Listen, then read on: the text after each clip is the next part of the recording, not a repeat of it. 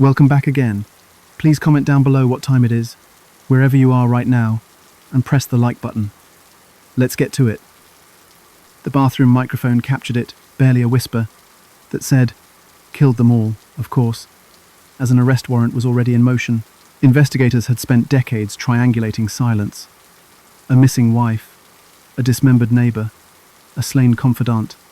A family fortune shielded him. A pattern of erasure followed him, and he kept walking free. To understand how a New York real estate heir reached that moment, we need to go back 1970s Manhattan, a young medical student named Kathie, and a marriage that started bright, then fractured in the shadows. Robert Durst was born into a dynasty that built steel and glass into money, reputation, and leverage. The Durst organization shaped the New York skyline, and with it came pressure, expectations to conform, to perform, to pass the empire forward without scandal. At the time, Robert's place inside that machine was uneasy. He was the eldest son, but he didn't act like a corporate heir. He drifted toward isolation, toward odd routines, toward distances that felt deliberate. The psychology of the moment is important. As a child, he experienced a parental loss that scarred the family fabric, and rivalry with his brother grew into a quiet, permanent tension. What stands out now, in hindsight, is how that pressure collided with detachment. Friends remembered Robert as intelligent and aloof, quick with details, slow with warmth. He could be charming, then cold. He could be generous, then withholding. In a family that prized control, he seemed to choose opacity, and yet he didn't live as a recluse. He moved downtown, he met people, he dated. That is how he met Kathie McCormack. Kathie was young, ambitious, and focused. She was finishing medical training, working through long nights and harder weeks, pushing toward a career that would give her freedom and identity. She was also drawn to the world Robert represented: wealth, access, a different orbit than the one she came from. They connected quickly. They married. It looked like a power pairing, the heir with resources and the student with drive. But beneath the photographs and dinner parties, there were fractures forming. The early domestic rhythm felt odd to friends. There were reports of control, isolation, volatility. People close to Kathie said she sometimes appeared with bruises, that her explanations felt thin, that she seemed afraid to say more. The psychology of the home matters in these cases.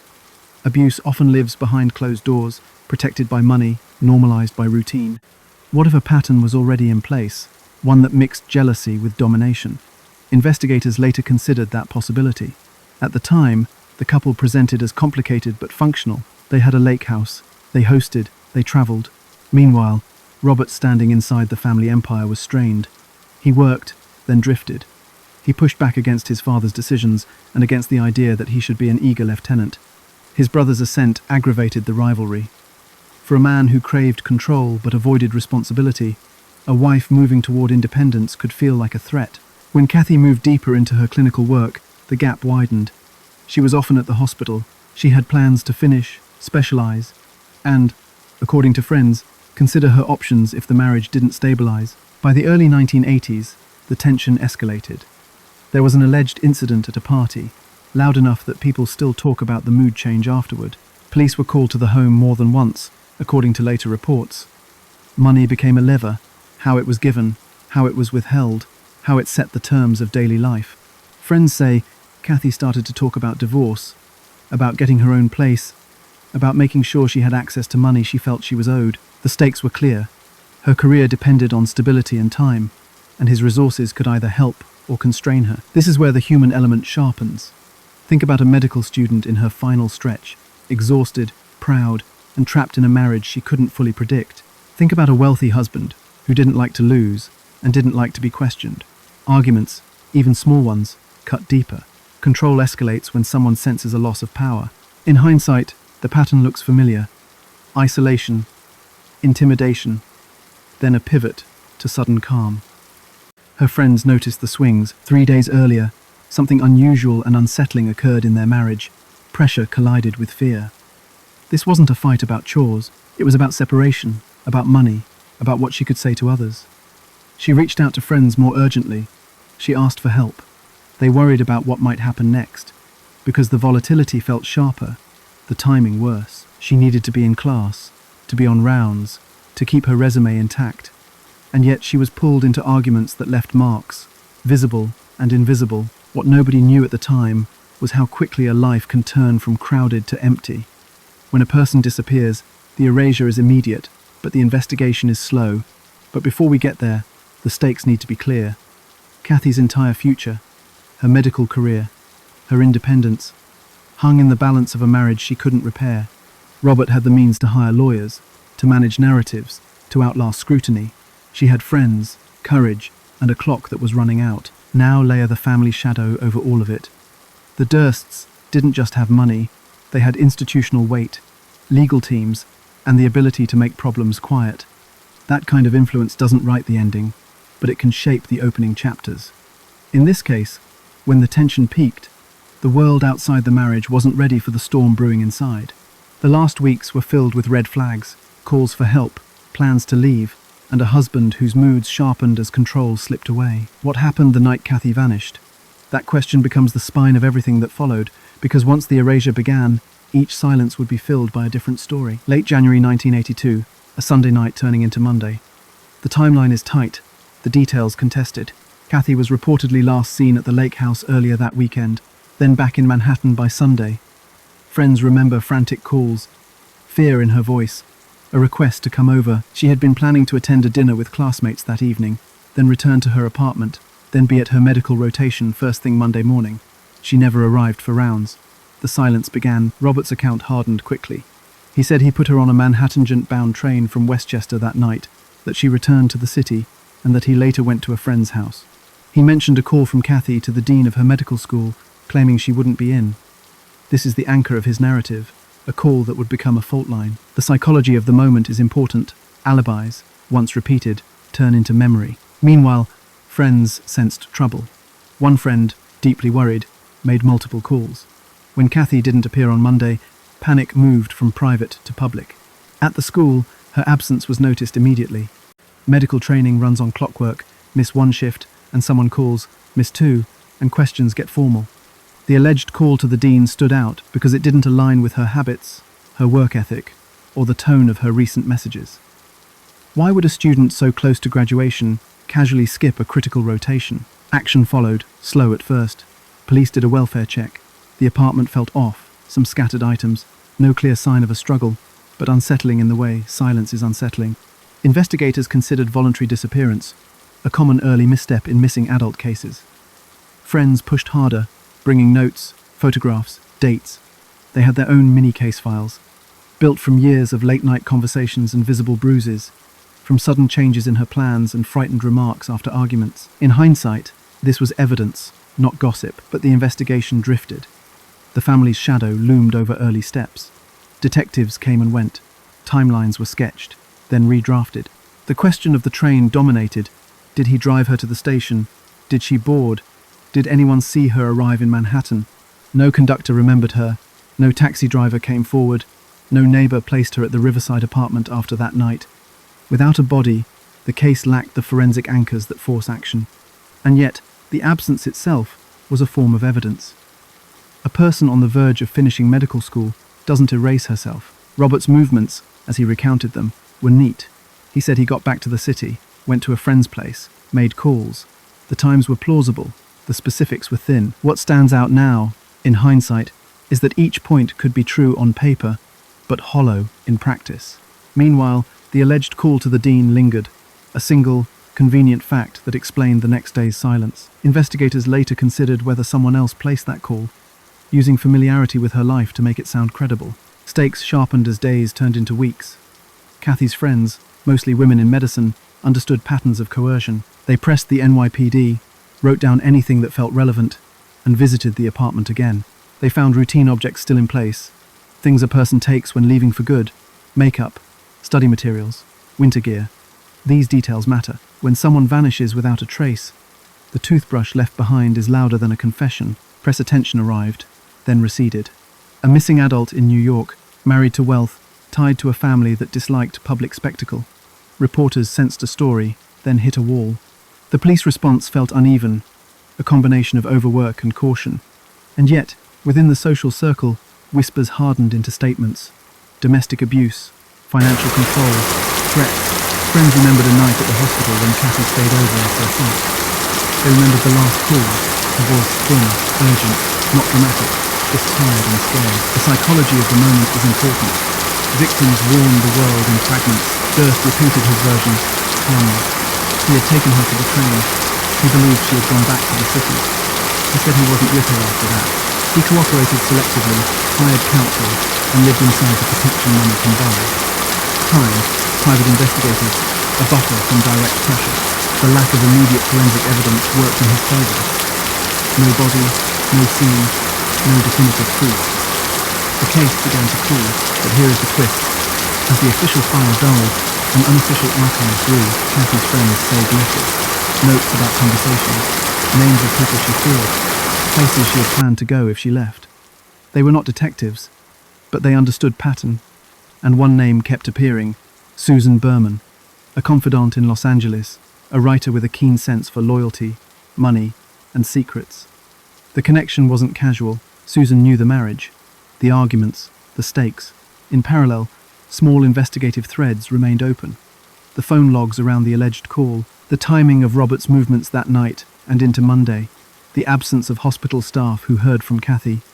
None of it proved homicide, but each piece chipped away at the train story's solidity. In cases like this, missing person logic is like a bridge. Remove enough bolts, it collapses under its own weight. What nobody knew at the time was how long the silence would hold. Months turned into years. The file changed hands. Some detectives considered foul play, others parked the case. The family influence didn't disappear, but it stopped being decisive. There just wasn't enough to force a reckoning. Meanwhile, those closest to Kathie marked birthdays without candles, anniversaries without answers. Then, a critical pivot. The idea that someone helped create the alibi surfaced, quietly. If the call to the dean wasn't Kathie, who had the knowledge and motive to place it? Access mattered. Style mattered. The voice of someone who could sound authoritative, who could make a dean accept a short explanation. Susan Berman's name moved from the social column to the investigative notes. In the aftermath of that winter, the narrative froze. Officially, she was a missing person, presumed alive at first, then presumed dead. Unofficially, people spoke about a homicide without a body. The erasure felt deliberate, silence where there should have been noise, a neat alibi where there should have been chaos. And, in Los Angeles, a confidant held a secret she would never testify about. Susan Berman grew up in shadows cast by money and violence. Her father, Davy Berman, was tied to organized crime in Las Vegas, a world where loyalty was currency and silence was survival. She turned that background into writing, publishing memoir and journalism, but the imprint of secrecy remained. When she met Robert Durst in the 1970s, she recognized something familiar. Affluence mixed with isolation, intelligence wrapped in guarded habits. They formed a bond that outlasted careers and addresses. For Robert, Susan was a confident listener. For Susan, Robert was a friend who paid attention and, crucially, paid bills when work dried up. The psychology of their bond is important. Both felt like outsiders in elite rooms. Both distrusted institutions. Both prized private confidences over public explanations. Susan could be fiercely loyal, almost protective, and Robert responded to that with money transfers and steady contact. Investigators later confirmed financial support moving from him to her, especially in periods when he needed silence more than advice. But here is the twist. That loyalty, which looked like friendship, would place her at the center of the missing wife case 18 years after the disappearance. In 1982, as investigators considered alibis and timelines in Kathie's disappearance, a possibility surfaced. Someone close to Robert might have helped stage the call that excused Kathie from her Monday duties. The person would need familiarity with Kathie's school, her schedule, the tone that would make a dean accept a sudden absence. Susan Berman fit that profile. An experienced communicator who understood performance, who could sound authoritative over a phone line. There was no tape, no phone record that confirmed her voice, but the theory took root because it explained the precision of that one convenient call. For years, nothing broke.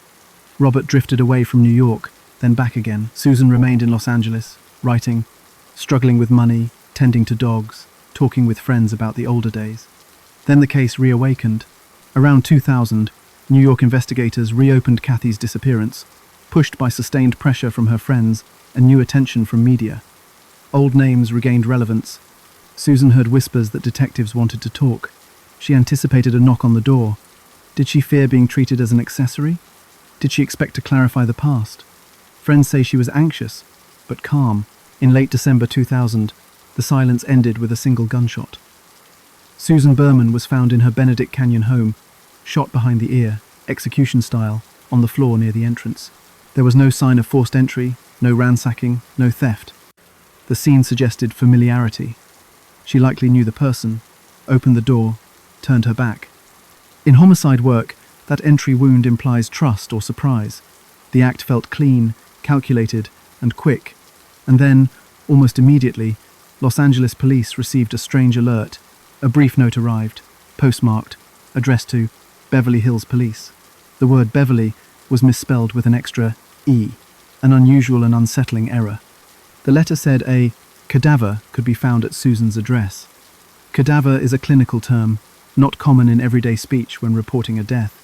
Why send it at all? Investigators considered staging.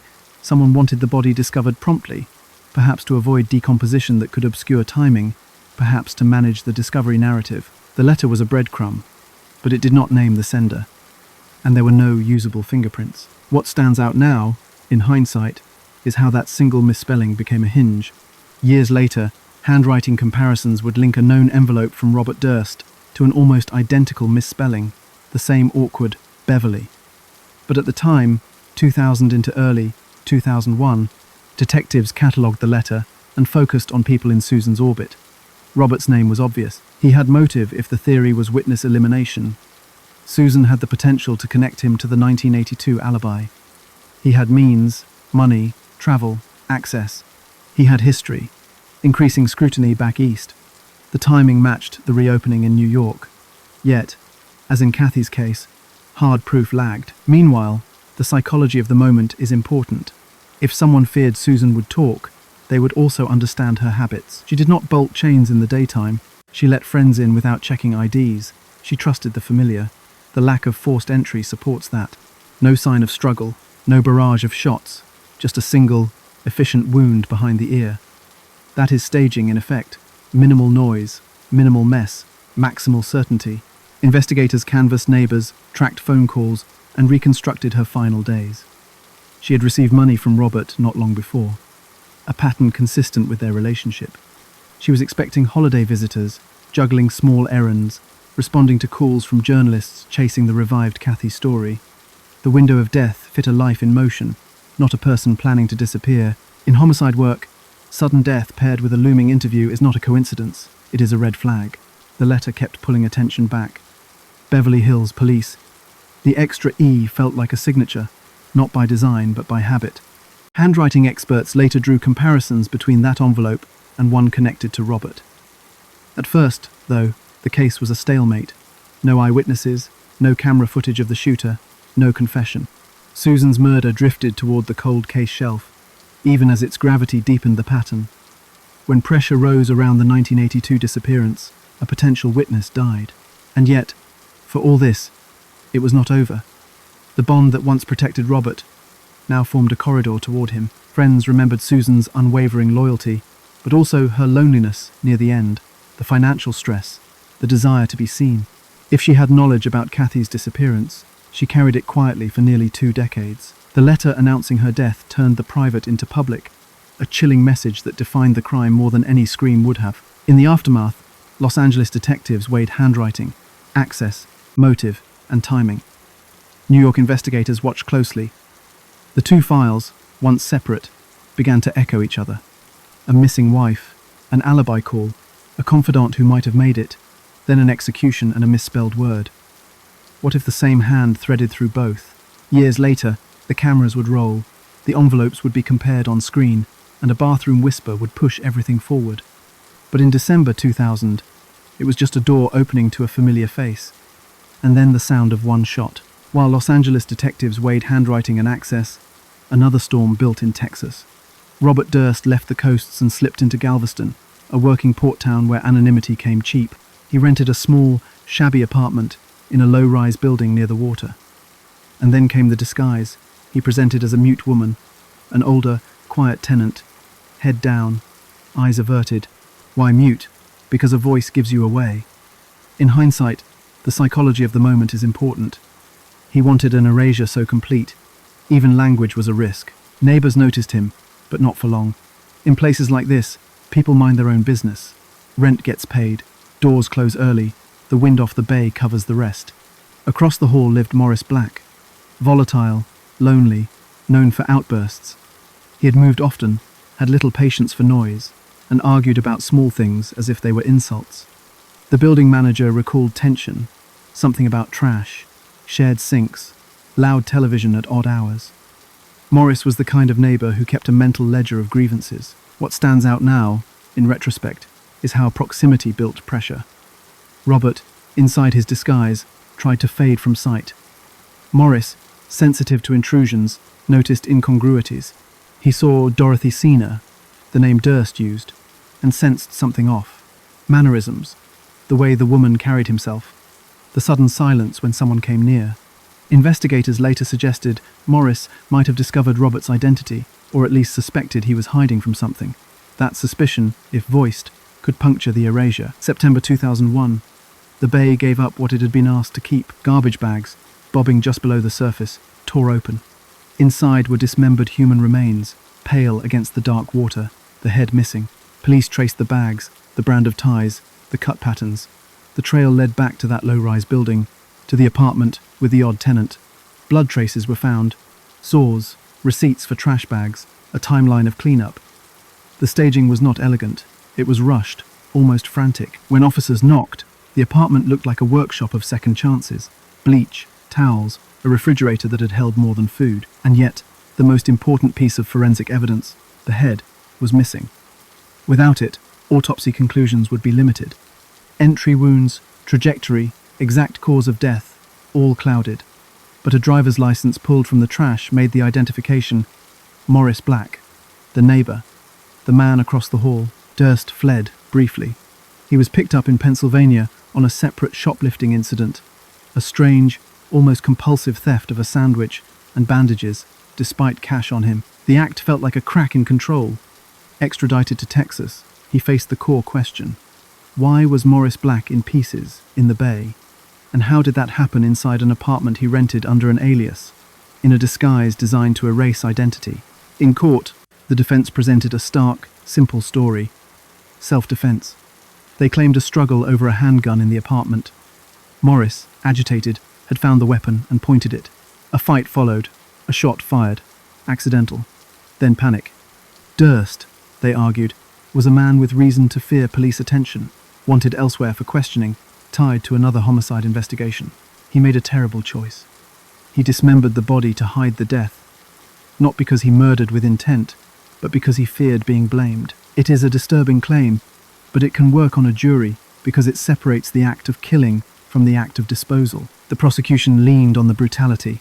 Dismemberment is not what people do when truth is on their side. The saw cuts, the cleanup, the bags in the bay, this was calculated. They emphasized the head's absence. Without a skull, you cannot chart the bullet's path. You cannot prove whether there was a close contact shot, consistent with a struggle, or a neat execution. The missing head became both evidence of staging and a hole in the state's case. The defense exploited that hole. In a courtroom, doubt does not need a full story. It needs a gap big enough for one question. Are you sure? Jurors listened to forensic testimony about cut marks that suggested a methodical process, learned about saws purchased at local stores, heard about bleach patterns and drain residues. They also learned about Morris Black's temperament.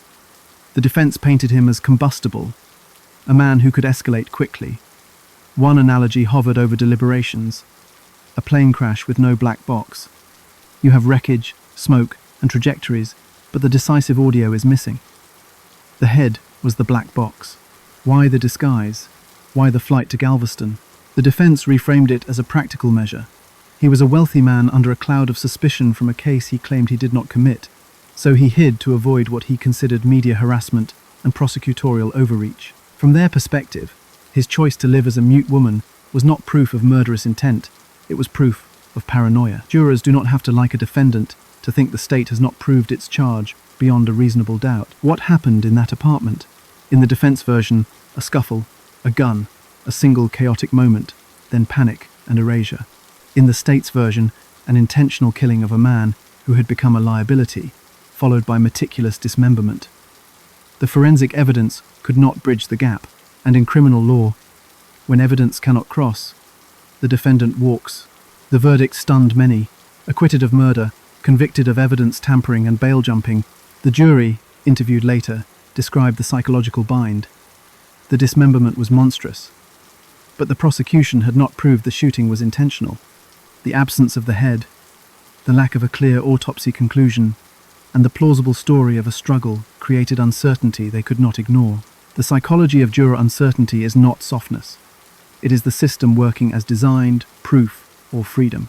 In the aftermath, he walked out of a Texas courtroom not as an innocent man in a moral sense, but as a legally acquitted one on the homicide count. He served time for the tampering, but the larger narrative remained unsettled. Why choose Galveston? Why the disguise? Why a neighbor dead? The pattern is what matters. When pressure rose, New York reopening, Los Angeles circling a confidant, he vanished into a place where voices blur and faces dissolve. And when proximity pierced that bubble, another erasure followed, this time with saws and tides. What nobody knew at the time was that this acquittal would not close the loop. It sharpened it. Filmmakers were already threading timelines. Handwriting experts were already tracking that extra E. The Texas verdict gave Robert Durst the confidence to speak again, to sit down, to perform control on camera. And when control slips, words leak. The next act would move from a small apartment in Galveston to a quiet bathroom in Los Angeles, where a whisper would sound like a confession. When filmmakers approached Robert Durst, they were not chasing spectacle. They were chasing contradictions. The Jinx set out to map timelines, to test stories against documents, to see where language buckled under detail. From the first interview, his cadence was measured, his gaze steady, his answers clipped. He presented as cooperative but controlled. The psychology of the moment is important. A man acquitted in Texas, unindicted for his wife's disappearance, uncharged in Los Angeles, now believed he could manage his narrative. They started with paper, envelopes, notes, address books. The investigative spine was handwriting. An old letter Durst wrote, addressing Beverly Hills, surfaced from his own records. The extra E, the same unusual and unsettling misspelling that marked the cadaver note sent after Susan Berman's killing, leapt off the page. Side by side, the misspelling was not the only echo. The block letters, the spacing, the slant, the way Hills sat a touch higher. Handwriting analysis is not DNA, but patterns matter when they repeat with precision. But here is the twist. Before the big reveal, the production kept him talking. He was asked about Kathie, about Susan, about Galveston. He deflected with practiced lines, then wandered into tangents that felt like tests of power. He corrected trivial facts, as if asserting control through minutiae. He denied knowing who sent the cadaver note. He said he would never write Beverly. The filmmakers did not argue, they documented. In true crime work, you do not fight the subject. You invite him to restate the claim. Meanwhile, they refined the forensic backbone. A document examiner walked through similarities, one stroke at a time, building a chain of resemblance. They were not declaring certainty. They were showing overlap, letting the audience see what investigators had suspected. The Beverly misspelling functioned like a fingerprint smudged by time, not perfect, but distinctive. And then the production made a choice. Confront him on camera with the two exemplars. When the pages slid across the table, his eyes tracked the letters. He did not look surprised, not in the immediate sense. He looked annoyed that the comparison existed at all. He tried distance, saying, "Lots of people misspell things." He tried sarcasm. He tried the shrug. Yet the visuals did what cross-examination often cannot. They allowed viewers to judge without a lawyer's filter. 2 envelopes, 1 habit. The interviews grew tenser. He asked for breaks. He sipped water. He stared at the floor a touch longer before answering. The filmmakers kept the pace slow and deliberate. They were not hunters, they were archivists. And still, the trap was not the confrontation. It was the microphone. After one session, he stood, gathered himself, and walked to the bathroom, still wearing the wireless mic. This is common in production. Microphones are removed by crew, not by interviewees. Inside the small, tiled room, he whispered to himself, a habit of rehearsing thoughts aloud. The muttered sequence came out in fragments, not a polished confession, but a raw monologue of a pressured mind. There it is. You are caught. Then, phrases broken by breath and the clink of water. The line that would echo everywhere. Killed them all, of course. Context matters. He also said things like, "What the hell did I do?" and "You are right." The filmmakers later emphasized that the audio required careful assembly, with redacted bathroom sounds and edits for clarity. Even so, the psychological impact was blunt. What stands out now, in hindsight, is less the sentence than the setting. Alone, unwatched, he did not build a legal defense. He narrated panic. He argued with himself. He tried on the role of the guilty, then the innocent, then the clever. It sounded like someone hearing a house of cards slide. Prosecutors, when they finally heard it, did not treat it as a standalone confession. They treated it as a piece of a pattern, combined with the handwriting, with travel records, with money transfers to Susan before her death, with the 1982 disappearance. Public pressure spiked. The show aired in episodes, each one tightening the screws. Viewers became witnesses, not to a murder, but to a man corroded by detail. Law enforcement watched too. In Los Angeles, detectives reassessed the Berman file. In New York, the Kathie case stirred. Texas had already spoken, but the broader pattern, erasure in 3 states, was suddenly visible, clear enough for a jury to follow someday. The psychology of the moment is important. Once an audience accepts the coherence of a pattern, individual doubt shrinks. The filmmakers pressed again on the cadaver letter. If he did not write it, who did? If he did not, why did his known envelope mirror the same odd misspelling? He reached for coincidence, for the fog of memory. He said he could not recall writing that particular Beverly. He allowed that he had written many notes, that he had addressed many envelopes. Yet the misspelling was rare. Locals do not write Beverly by accident. It reads like someone who did not live there, someone recalling the name as sound, not habit. For investigators, the misspelling was a door. The bathroom audio was the foot wedged in the frame. Still, the case needed more than theatre. It needed logistics. Travel records placed him near Los Angeles, around the time of Susan's death. Financial records showed transfers to Susan. Phone records sketched proximity. None of this proved he pulled the trigger, but it drew a path so narrow it was hard to miss the destination. And then production timing met prosecutorial timing. As the finale neared, an arrest warrant moved toward signature. Authorities had weighed the risk of flight, the likelihood of success, the mixed reliability of documentary evidence in a courtroom. The Jinx did not create a case. It exposed seams in a story that had held for decades. In that exposure, old proof gained new weight. Jurors do not hear shows, they hear evidence. But jurors also understand human behavior. A man hiding as a mute woman, a neighbor in pieces, a confidant dead with a neat letter pointing police to her body, a bathroom whisper. What nobody knew at first was whether the audio would survive legal scrutiny, chain of custody, editing context, authenticity. Prosecutors prepared for challenges. They did not bet everything on the sentence. They built from the bottom up. Motive in 1982, opportunity in 2000, consciousness of guilt in 2001, handwriting across years. The arrest that followed the finale was not a stunt. It was a signal. The narrative had converged with the law. Meanwhile, in New York, the language began to change. Missing, edged toward, presumed dead. And with that shift, doors opened. Detectives returned to the old file with a colder eye, this time less impressed by pedigree, more focused on pattern. Friends who had held their own archives were contacted again. They brought affidavits, calendars, notes from calls that had haunted them since 1982. The psychology of the moment is important. When a system signals belief, witnesses speak with fewer hedges. Renewed statements recounted bruises, late-night pleas, threats framed as warnings. A former neighbor remembered hearing shouting through walls, then silence that felt staged. A classmate recalled a call where Kathie said she could not keep pretending. In these recountings, detail mattered less as spectacle and more as consistency. The same episodes surfaced across different voices. Investigators compared phrasing, cross-referenced dates, tested whether memories aligned with records. Many did. And then, there was the Dean's call. Records were reconsidered. Phone logs did not authenticate the voice, and the timing did not sit cleanly against known movements. The alleged call had always been a linchpin. Now investigators treated it as an insertion, not a fact. They probed who had motive and means to place it. A woman's voice would have been expected, an intimate's vocabulary more convincing. The alibi began to fracture, not because of one new revelation, but because old evidence was finally interpreted with the context of coercive control. Searches broadened.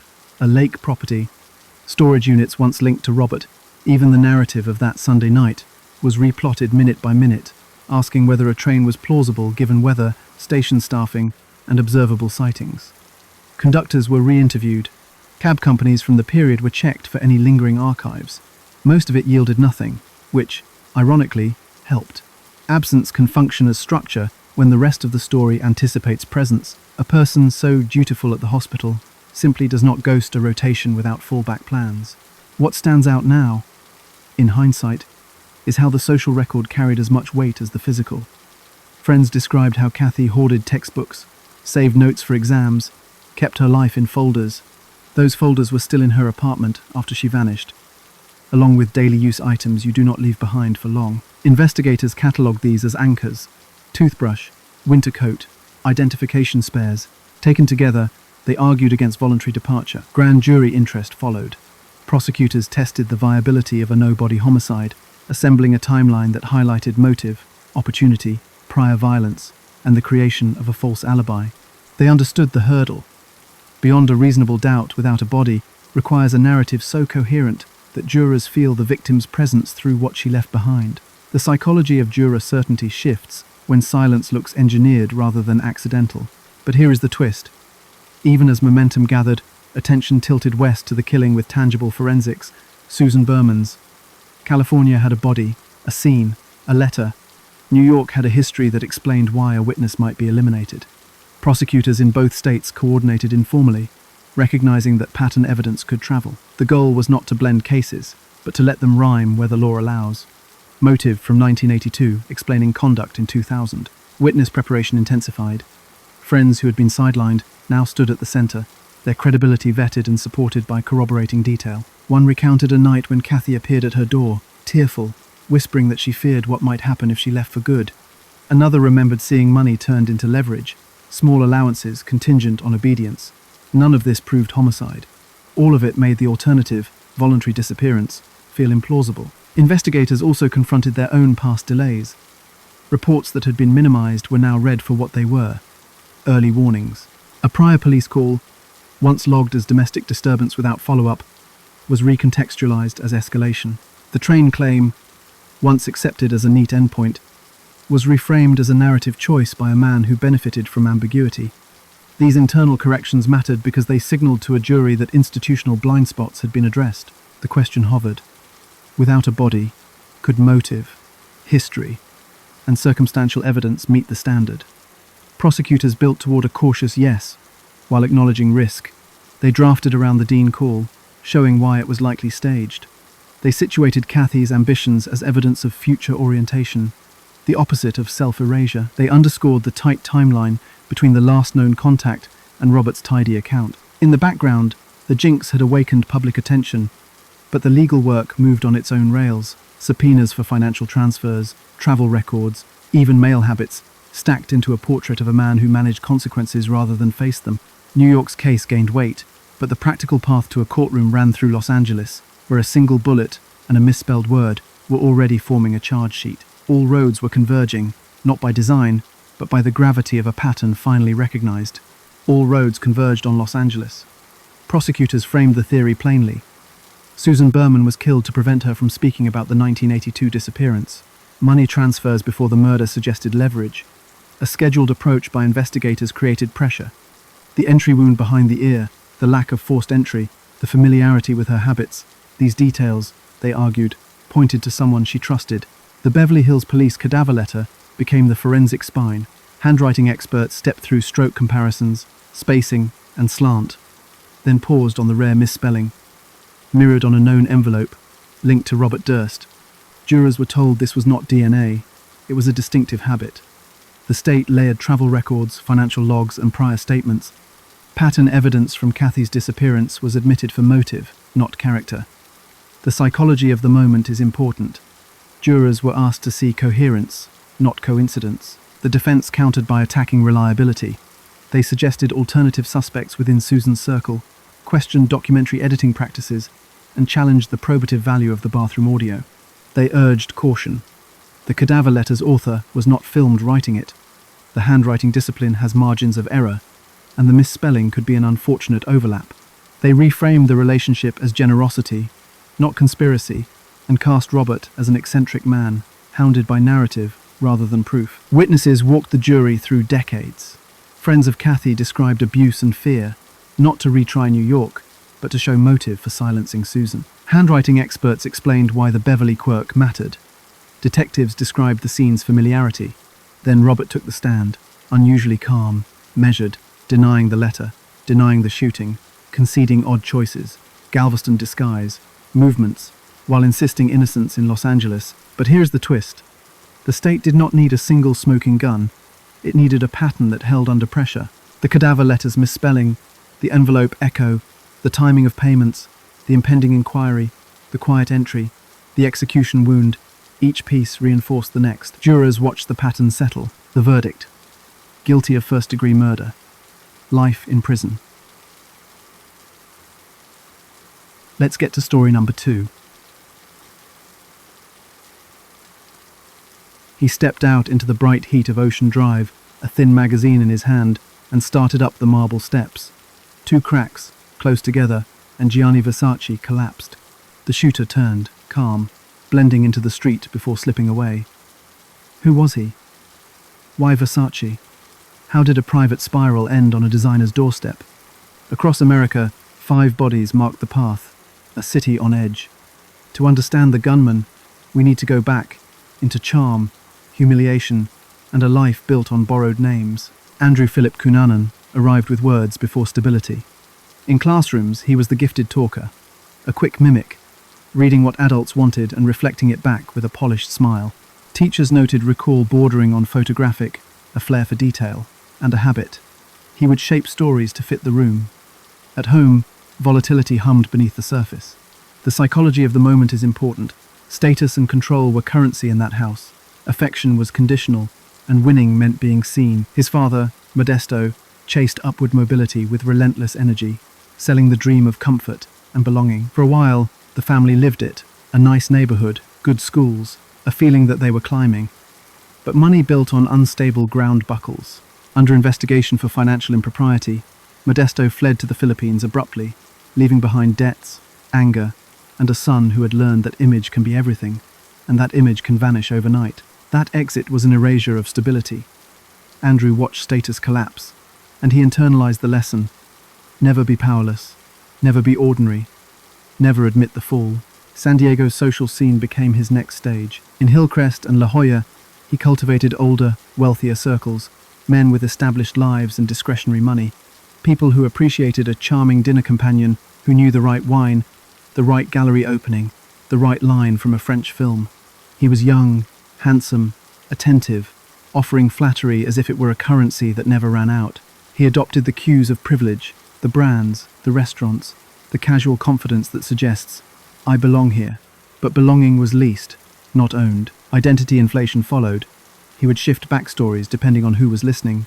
Stanford one night, cultural aristocracy the next, a military family background when it caught sympathy. Names and details bent around his needs. He used aliases for fun first, then for function. It was not simply lying for sport. It looked like survival, a way to hold off shame that gnawed every time the check came or the lease was due. Investigators later considered this pattern as foundational, grandiosity covering a deep fear of rejection, the kind that curdles into anger when exposed. Money flowed through his hands as quickly as it arrived. Gifts, trips, a rented lifestyle. When the support waned, he borrowed, leveraged favors, promised impossible returns.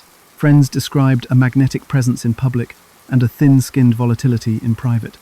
If you questioned the narrative, he escalated, talk turning sharp, then apologetic, then extravagant. What stands out now in retrospect is that stress did not create the persona, it amplified it.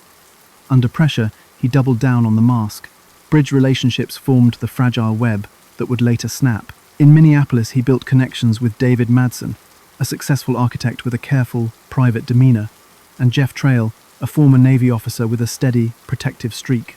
They represented anchors, men with careers, routines, and reputations. Around them, Andrew could stage a version of himself that looked stable. But anchors can become mirrors. They reflected back the gap between his performance and his reality. In 1996, the edges of his constructed life began to fray. He reportedly bragged about connections to fashion, to wealth, to high society, in ways that strained belief, even among tolerant friends. Some distanced themselves, others confronted him. The psychology of the moment is important here. Grandiosity can manage social risk until it meets formal rejection. Cut off from certain benefactors, told to move on by others, he felt something more dangerous than poverty: humiliation.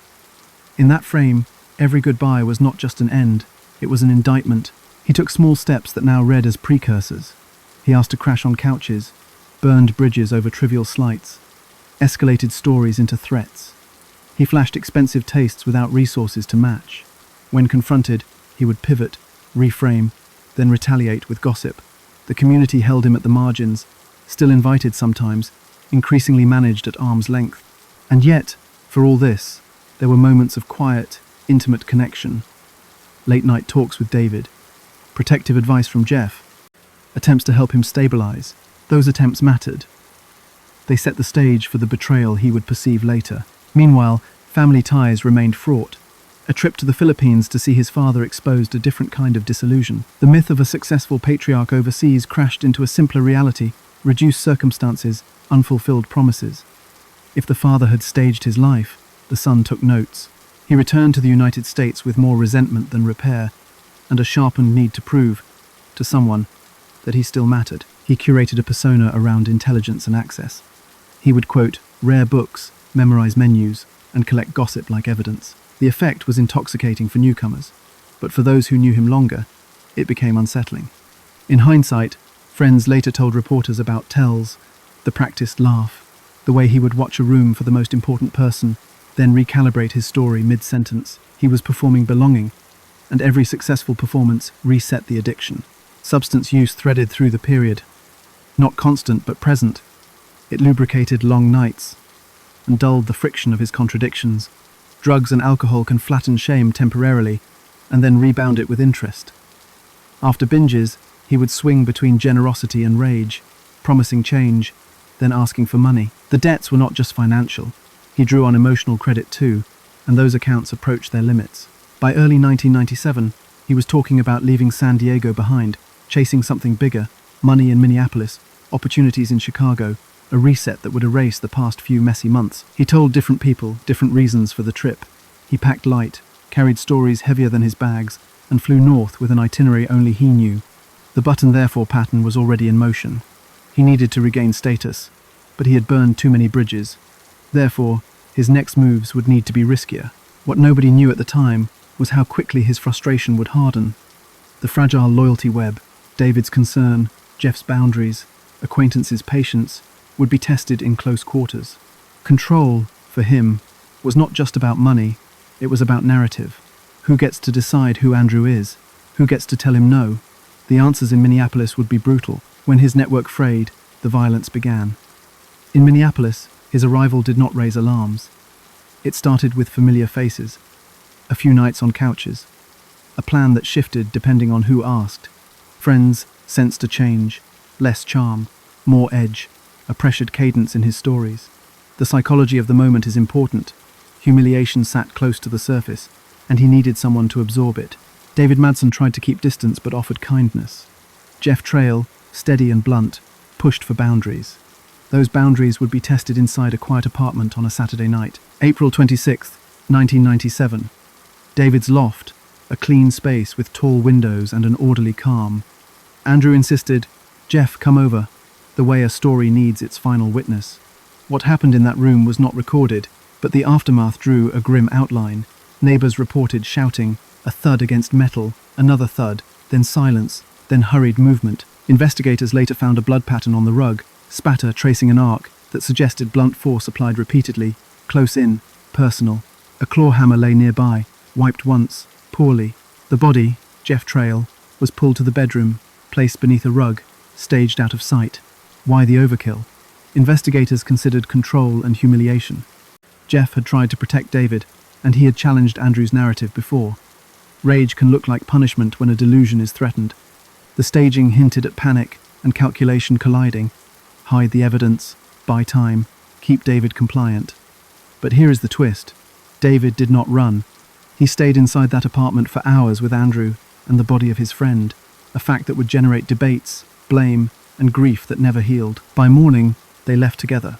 Witnesses saw them exit the building, controlled, quiet, David carrying a bag, Andrew leading. Some describe David as anxious, others as resigned. Abduction dynamics are not always violent on the street. They are clamped by fear, threat, and hope that compliance will end it. They drove in David's red Jeep, the vehicle becoming a moving boundary, too close to jump, too public to scream. Friends called, left messages. Silence followed. In missing person cases, silence is usually gradual. Here, it was immediate. They spent part of the next day near the Mississippi River, a wide, cold body of water that swallows sound. The location matters. Open space can feel like relief, but it isolates witnesses. On April 28th, a few miles downriver from the city center, a fisherman saw something out of place on the bank. Shoes, then a shape. David Madsen had been shot twice, once in the head, once in the back. The head wound suggested execution, the back wound suggested a shot during flight or staging to imply it. The autopsy added limited clarity. No prolonged restraint marks, no defensive wounds that could resolve the final minutes. Contested theories emerged. Was David complicit after the first murder, frozen by shock, then executed to sever a tie? Or was he a hostage throughout, coerced, then killed when he saw a chance to run? Investigators considered both. The timeline compressed. Jeff murdered late on the 26th, David killed early on the 28th. In between, Andrew pawned items, made calls, and moved with purpose. Control, humiliation, rage, each visible in the choices he made, but none definitive without his voice under oath. Forensic evidence provided the bones of the narrative. Fingerprints in David's apartment placed Andrew at the scene, beyond question. Neighbors described the man, matching his build and voice. The hammer bore blood consistent with Jeff. Fibers from the rug transferred to Jeff's clothing, indicating post-mortem movement. Phone records showed calls attempted from David's line that went unanswered. The Jeep's tires picked up mud, consistent with riverbank soil. What stands out now in retrospect is how tightly the events packed into 48 hours, leaving little margin for intervention. Meanwhile, inside the community, dread spread fast. Word moved through bars, offices, and phones. Jeff is missing. David is not answering. Andrew is here. People locked doors, double-checked plans, looked over shoulders on night walks. The media stayed muted at first, cautious, waiting for official confirmation. Without national coverage, the circle felt like they were keeping a private storm at bay. But two bodies do not stay local for long. The stakes doubled, and so did the urgency. Minneapolis police coordinated with the FBI, but information traveled in packets, sometimes delayed by jurisdictional procedures. Andrew had a head start and a talent for slipping between versions of himself. He was already using David's Jeep, a moving billboard for a search that had not fully started. He drove, he ate, he slept, he scanned headlines that had not yet named him. That delay mattered. What nobody knew at the time was that the killings were not a culmination, they were a beginning. The psychology of escalation was in motion. Having crossed the boundary into lethal violence, he found tactical advantage in it. Fear silences, murder erases witnesses, stolen vehicles extend range. He told himself a story about control, and now the evidence aligned with it. The next target would not resolve a grievance.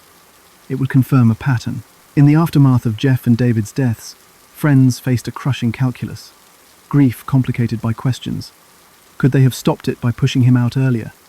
Did attempts to help enable proximity? These are unfair burdens, but they linger in cases like this.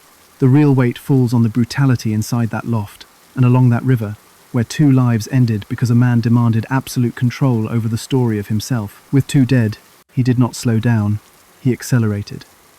While that was happening in Minneapolis, a different life moved on its precise schedule in Chicago. Lee Miglin, a respected real estate developer, left notes for the day, returned calls, and prepared for a routine weekend. He was known for discipline, philanthropy, and a quiet demeanor. On May 4th, 1997, that routine fractured. His wife, Marilyn, returned from a business trip and sensed something off. Messages unanswered. A house too still. The garage told the story first. And then there was the body. Stakes come into focus when order breaks. Lee was found bound with duct tape, his face wrapped, his wrists secured, his ankles immobilized. The brutality was not rushed. He suffered multiple stab wounds, and there were signs of beating, torture, and overkill. In a pristine garage, meticulous by design, the violence looked deliberate, rehearsed. The psychology of the moment is important. This was not a chaotic burglary, it was domination. Investigators considered two paths: forced entry by a stranger or access gained through familiarity. What stands out now in retrospect is that certain details contradicted a simple break-in. There was no conventional ransacking inside the home. Items of value remained. Yet Andrew Cunanan took very specific things: Lee's green Lexus, personal effects, and later, credit cards that would ping far from Chicago. But here is the twist: the connection between Miglin and Cunanan was never conclusively established. Rumors circulated: chance meeting, prior acquaintance, a targeted approach based on perceived status, but police never verified a relationship. We are left with a chilling mystery. Why this house?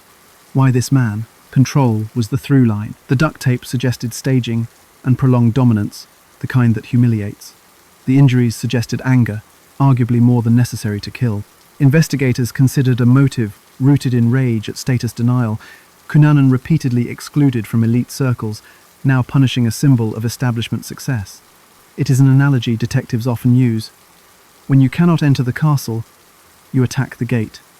Yet, without a known link, this remains inference, not proof.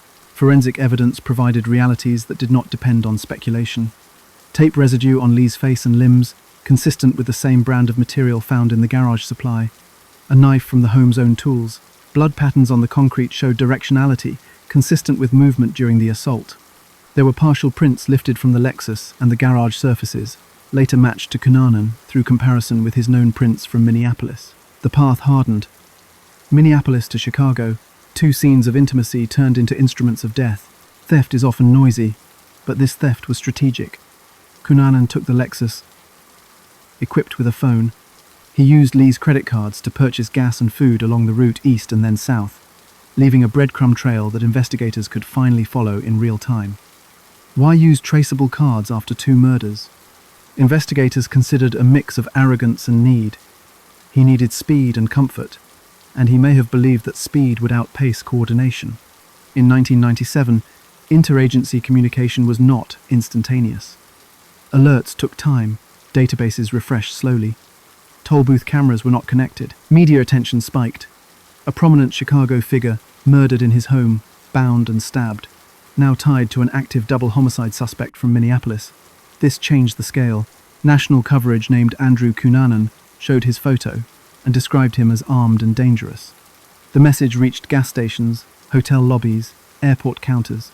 But mobility was his advantage. While the public learned his face, he drove through towns where the name meant nothing yet. There is a human moment worth holding. Marilyn Miglin stood outside her home, ringed by cameras, refusing to feed rumor, speaking only of her husband's humanity.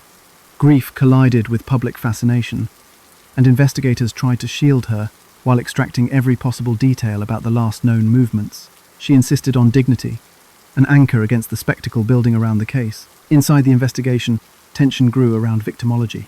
The first two victims, Jeff Trail and David Madsen, fit a known circle, men in the gay community connected to Cunanan. Lee Miglin, older, straight, a high-profile developer, did not fit that pattern cleanly. Profilers debated, was this expansion random, or had Cunanan always targeted symbols of power, using proximity where he could find it? Profiles are maps, not destinations. Here, the map started to blur. Meanwhile, the Lexus turned into an accelerant.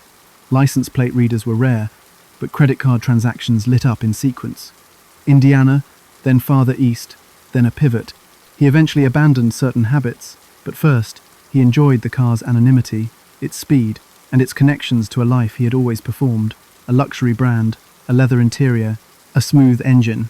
In hindsight, it reads as theatre he directed for himself. Ride high after the humiliation in Minneapolis. Reenact control. Keep moving. What nobody knew at the time was that Cunanan's logistical adaptation would soon outpace the dragnet. He used payphones, paid cash when spooked, and rotated between visible risk and calculated restraint. He watched news in motel rooms, gauging where his name landed, and which cities were already scanning for him. One detail would prove crucial later: the Lexus's onboard phone. When he realized it could be tracked, his behavior shifted sharply. In the aftermath, Chicago police worked with the FBI to stitch timelines, canvass the neighborhood, and test any theory that linked victim and killer. None solidified. The public narrative held contradictions, whispers of acquaintance, official silence. And yet, for all this, the evidence of escalation was plain. The violence was more ritualized, the theft more strategic, the trail more national. This was the moment everything changed for the manhunt. The stolen car turned a regional search into a national pursuit, a moving signal that law enforcement could almost follow, but not quite catch. While the Lexus carried him out of Chicago, the investigation finally caught up to the idea that speed could be traced. The onboard phone became a liability. Calls could be triangulated, locations inferred, and the net, though slow, was knitting together. The psychology of the moment is important. When control feels threatened, he simplified. He needed a vehicle without a beacon, fuel without a receipt, movement without a signature. New Jersey, May 9th, 1997. A quiet cemetery in Pennsville, trimmed grass, headstones aligned, a caretaker working a routine morning. William Reese was 33, a husband, a father, a man whose work asked for steady hands and gentle attention. The stakes were painfully ordinary. A paycheck, a truck, a list of tasks before noon. He wasn't part of any social circle Cunanan knew. He hadn't crossed him, insulted him, or rejected him. He was in the wrong place, holding keys that solved a problem. The action unfolded with terrible efficiency. Investigators reconstructed it from timing, witnesses, and the crime scene itself. The Lexus appears, the driver steps out, a brief exchange, then movement into a maintenance area. There was no ritualized staging, no extended domination, no elaborate humiliation. A single gunshot, close range. William Reese died where he worked. His pickup truck, a red Chevy, disappeared within minutes, rolling out of the cemetery toward the highway. The Lexus, the symbol of a previous life and a fresh murder, was left behind, doors closed, as if the scene should remain tidy. What stands out now in retrospect is the contrast. In Minneapolis and Chicago, violence had felt intimate, suffused with rage, even theater. Here, it was instrumental, focused, pragmatic. Investigators considered what this shift meant. He wasn't escalating brutality for its own sake. He was adapting. Survival mode had clicked in. Kill, replace the car, move. It is an analogy used in manhunt briefings. A fugitive sheds identifiers like a snake, sheds skin, leaving the old version behind to mislead predators. Forensic evidence tied the cemetery to the spree with clinical clarity. The ballistic signature matched the .40 caliber weapon used in earlier murders. Casings stamped with the same manufacturer, ejection marks consistent with the same semi-automatic. Tire impressions near the maintenance building lined up with the Lexus's tread, later confirmed when the car was processed. Witness descriptions converged.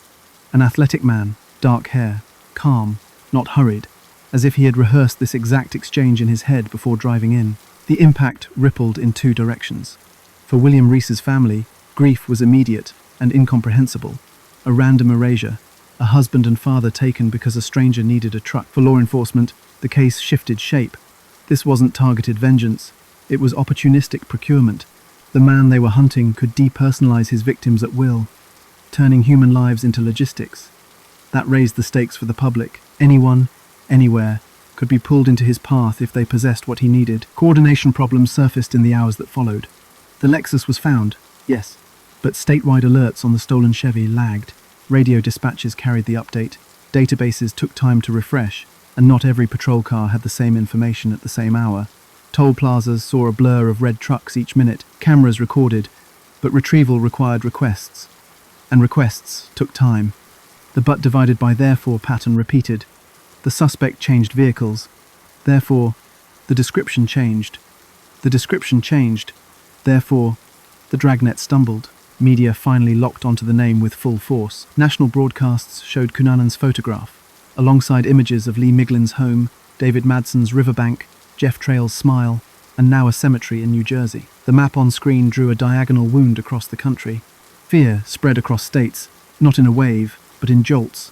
Phone calls to loved ones, bosses reminding staff to lock doors, motel clerks studying every check-in. Please leave a like and subscribe for daily true crime stories. There was a human moment inside a gas station later that day. A clerk watched a man pay cash, fill a red pickup, and keep his head low. He remembered the eyes, calm but depleted, the kind of fatigue that follows adrenaline. He only connected it after the news looped the man's face for the 10th time. In hindsight, missed opportunities weren't always neglect. They were the product of timing and fear of being wrong in the moment. Meanwhile, the red truck pointed south. Why Miami? Investigators considered his affinity for scenes where anonymity blends with spectacle. South Beach offered both: transients, cash economies, and crowds that don't ask questions. The center of gravity shifted. He had the vehicle, the weapon, and the habit of vanishing into public places. With the cemetery behind him and a city ahead that thrived on movement, Andrew Cunanan drove toward a coastline where the hunt would finally tighten.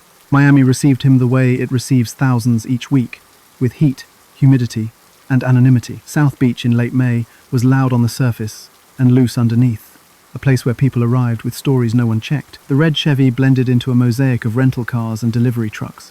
He parked near the ocean, stepped into a crowd that didn't know his name, and exhaled like a man who believed he had outrun a headline. The stakes were different here. This wasn't Minneapolis, where a small circle watched each other, or Chicago, where a name meant something on every block. South Beach was transient. Residents rotated through sublets and weekly rentals. The psychology of the moment is important. If you need to disappear, choose a city where staying visible is another form of invisibility. He found cheap motels with lax ID checks, rooms with thin towels and thicker curtains, and he learned the rhythm of the streets by listening. Cash burn began immediately. Pawn slips accumulated, each one a small admission that he had run out of favors. Jewelry, watches, and clothes moved across counters for bills that vanished into rent, food, and the occasional club cover. Clerks remembered a man who knew the value of items too well, who insisted on quick transactions, who kept sunglasses on longer than the clouds required. He rotated shops to avoid patterns, but patterns formed anyway. The way footprints appear, even when you think you are walking on stone, sightings turned into a chorus. He ate at diners where night workers ordered eggs after midnight. He drank at clubs where the bass covered conversations and faces blurred into a shared sweat. He slept in rooms that smelled like bleach and ocean air, the combination that tells you the staff is quick and the windows are rarely opened. A bartender remembered a calm posture, precise orders, and a wallet that appeared and disappeared like a card trick. He sat with people who thought he was passing through, which was true, just not in the way they assumed. Investigators considered the problem of the unsheltered city. Miami's open architecture is a challenge for surveillance. Open streets, beach access, crowds that move like tides. Tips came in waves. He was spotted on Collins Avenue, then maybe on Lincoln Road, then at a pawn counter on Washington. Each lead aged quickly. By the time a call was routed and a patrol car swung by, he was gone. Meanwhile, he watched the local news with the volume low, checking whether the man in the mirror still matched the photo on screen. What stands out now in retrospect is how close the net came without touching him. A pawn ticket carried a name, sometimes invented, sometimes real, and a fingerprint in smudge form that didn't match cleanly in the system. A front desk clerk took cash and shrugged at a missing driver's license. A neighbor saw a red truck but didn't clock the plate. And yet, for all this, the city felt him. People in the community traded warnings. Lock doors, keep an eye out, call if you are unsure. He adjusted routines. Daylight meant errands, night meant movement. He found a rhythm. Sell small items, eat something cheap, sit by the water to plan. The oceanfront anonymity worked on him like a sedative. He could be anyone near the shoreline, another figure staring at waves. But here is the twist. The same shoreline hosted a regular, a man whose routine was public, known, and fixed. Gianni Versace took his morning walk on Ocean Drive, collected his newspapers, and returned to Casa Casuarina with a quiet efficiency that locals could set their watches by. Why stay 8 weeks, with pressure mounting? Investigators considered humiliation fermenting into spectacle. He had fled, adapted, and survived, but survival alone wouldn't satisfy the story he told himself. Fame sat across the street, visible, perfect for a final performance. He had spent years borrowing status from proximity, and now proximity offered the ultimate stage. The psychology of the moment is important. Narcissistic injury seeks repair not through apology, but through display. Missed opportunities multiplied, and they weren't all systemic. A patrol officer glanced twice at a man on a bench, recognized nothing, and kept driving. A hotel maid noticed a room left too tidy, drawers empty, hanger marks without clothes, and thought only of turnover. A pawn shop camera captured his profile, but the tape sat in a back office, until a detective asked for it days later. Coordination improved, but improvement lagged behind motion. He traded the red truck for distance by hiding it in plain sight, parking it among others near marinas and construction sites. The truck became background noise in a city with constant deliveries. One detail would matter later: a roll of newspapers, neatly arranged in the passenger seat on certain mornings, suggesting he watched routines and rehearsed his own. He visited a bookstore, read magazines without buying, and studied faces of men who would never learn his name. Meanwhile, Versace's routine didn't change. He lived with purpose, even at home.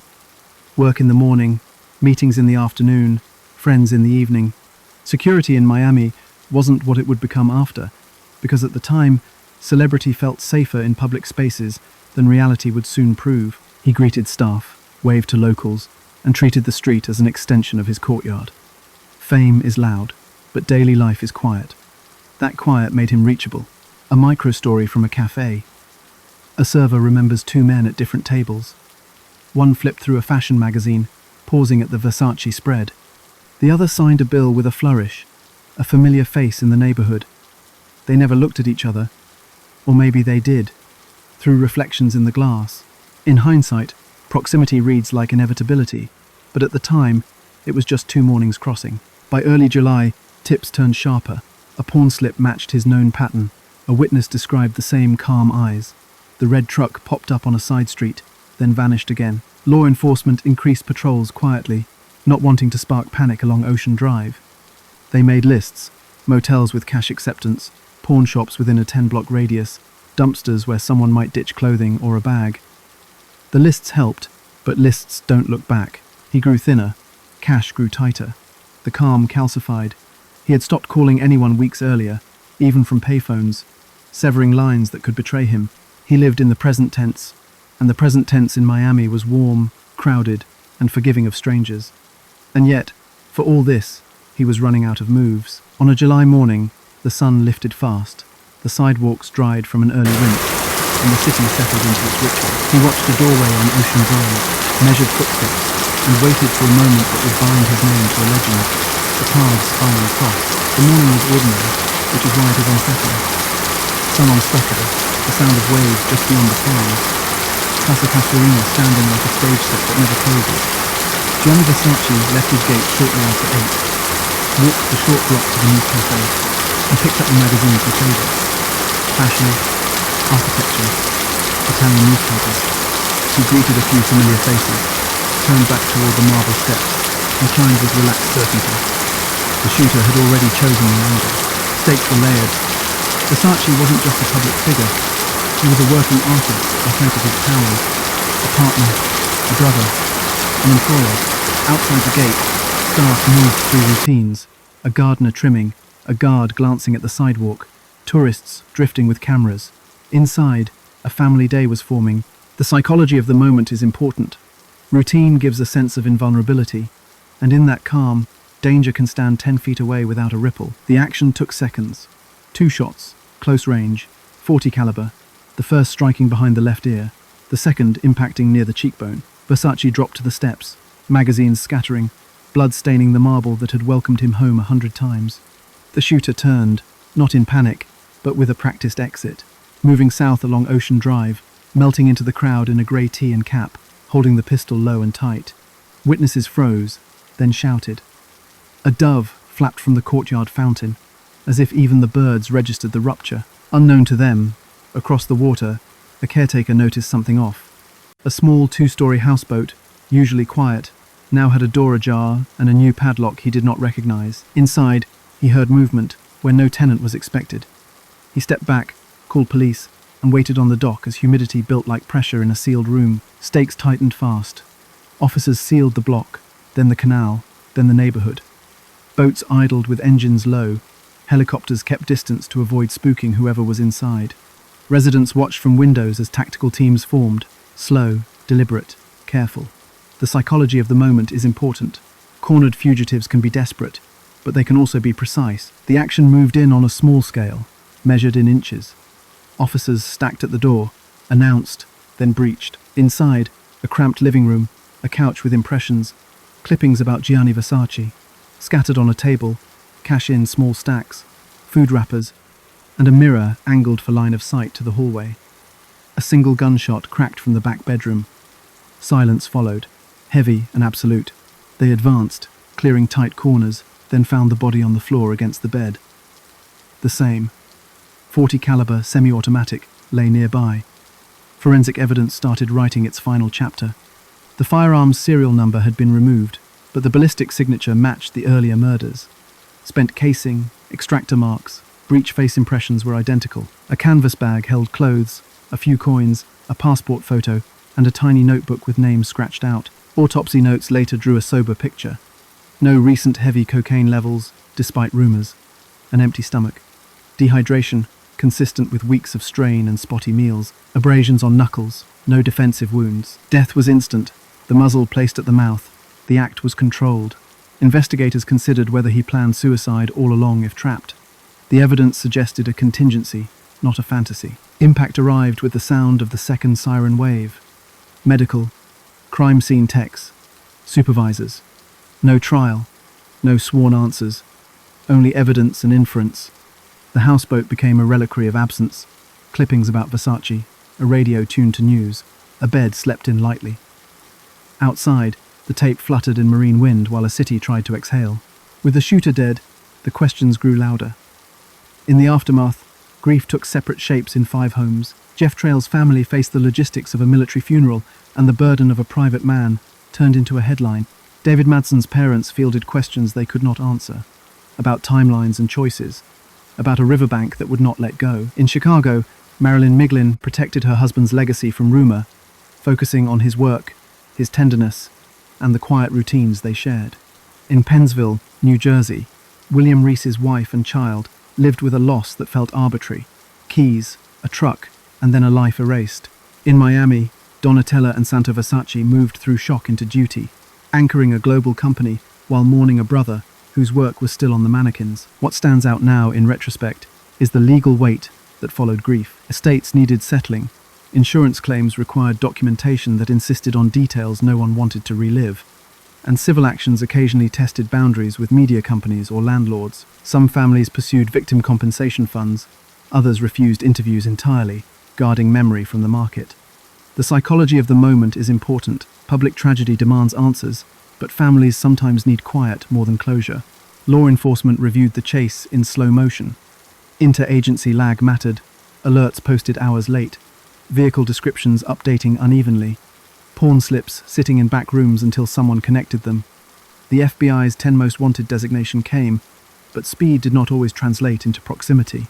In Miami, officers acknowledged missed chances, a pawn ticket that could have triggered a targeted sweep, a motel clerk's tip that aged out. A red truck nobody recognized as stolen because its plate never pinged in time. None of it changes culpability, but it explains how a fugitive hid in plain sight. Myths gathered quickly around motive. Tabloids speculated about secret meetings, whispered about fashion world vendettas, and drew lines between Versace and Cunanan that evidence never secured. Police never proved they had met. Theories multiplied anyway. Shared spaces at clubs in San Francisco, an introduction at a party, a passing glance upgraded by fantasy into a relationship. Investigators considered these stories, interviewed witnesses, cross-referenced calendars. Nothing fixed. This is the chilling mystery at the center.